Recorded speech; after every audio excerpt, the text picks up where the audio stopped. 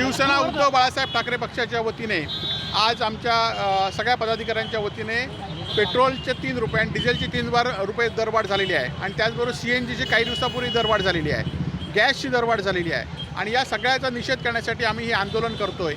परंतु येणाऱ्या दिवसात आज सर्वसामान्य लोकांनी सुद्धा आज सामान्य लोकांचं कंबरडं मोडलं आहे. आज मोदी सरकारने विरोधकसुद्धा शिल्लक ठेवले नाहीत आवाज उठवण्यासाठी आणि जर आपण हे केलं नाही तर मोदी सरकार 15 ते 20 रुपये डिझेल आणि पेट्रोल दरवाढ करणार आहे आणि त्यांना इशारा देण्यासाठी हेच आम्ही आंदोलन केलेलं आहे. आणि आज आपण बघितलं एकीकडे मोदी सांगतायत लोकांना चालत फिरा म्हणून आणि आपण परदेशात फिरतायत.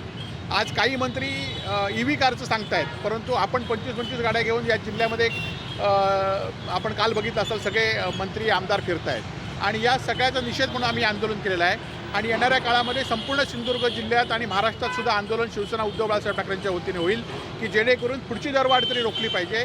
आणि या सरकारने जे आम्हाला आश्वासन 100 दिनाचं दिलं होतं ते आश्वासन गेलं कुठे? आज या पेट्रोल डिझेल दरवाढीमुळे दुधाचे दर, भाज्यांचे दर,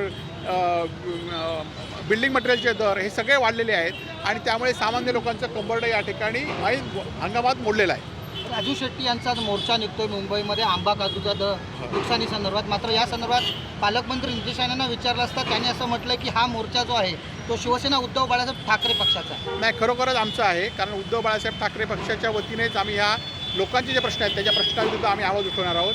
आमचे मुंबईतील पदाधिकारी, जिल्ह्यातील पदाधिकारी या ठिकाणी मोर्चासाठी गेलेले आहेत आणि जोपर्यंत जास्तीत जास्त मदत होत नाही तोपर्यंत राजू शेट्टी यांच्या नेतृत्वाखाली शिवसेना उद्धव बाळासाहेब ठाकरे पक्षाच्या वतीने हे आंदोलन चालूच राहणार आहे.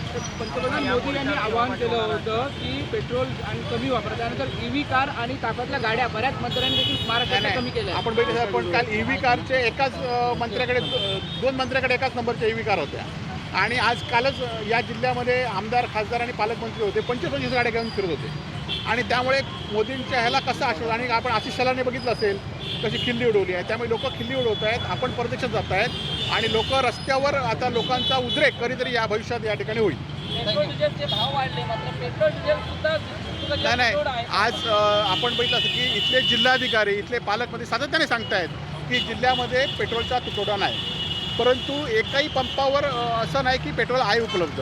आज गॅसचे तर लाईन आता इथे पण इथपर्यंत लाईन लागली आहे आणि त्यामुळे एकीकडे जिल्हा प्रशासन सांगतायत आणि जिल्हा प्रशासनाच्या याला सगळ्या रस्त्यावर मात्र हरताळ पसरलेला आहे आणि त्यामुळे या आंदोलनात आज जरी आंदोलनात लोकांनी सहभाग झाला पाहिजे असं आमचं लोकांना आव्हान आहे.